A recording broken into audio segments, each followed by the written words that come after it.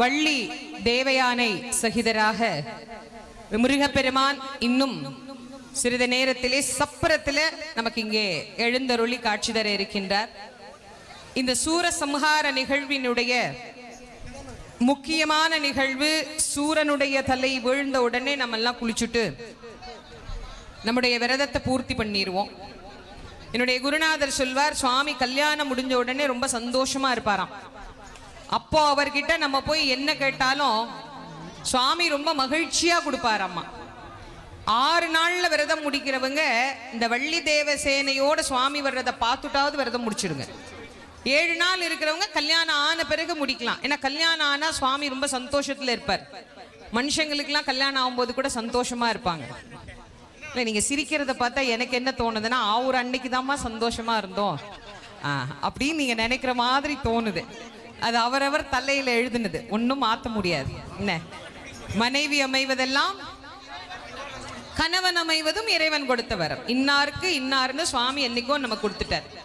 ஆனா சுவாமி எவ்வளவு அழகா ஆனந்தமா இந்த திருமணம் செய்து கொண்டு நமக்கு அருள் புரிவதற்காக வள்ளியோடும் தேவயானையோடும், வலப்பக்கம் சுவாமிக்கு வள்ளி, இடப்பக்கம் தெய்வயானை. வலப்பக்கம் வள்ளி இருக்கிறதுக்கு காரணம் உண்டு, இடப்பக்கம் தெய்வயானை இருக்கிறதுக்கும் காரணம் உண்டு. முருகப்பெருமானுக்கு 3 கண்கள். ஒரு முகத்துக்கு 3 கண்ணுன்னா அவருக்கு 6 முகம் இருக்கு. 6 × 3 வாய்ப்பாடு மறந்துருச்சா? 18. முருகப்பெருமானுக்கு அப்ப எத்தனை கண்ணு? 18 கண்ணு. அந்த 18 கண்ணுல 6 முகம். இந்த பக்கம் வள்ளி, வள்ளியோட கையில தாமரை பூ இருக்கும்.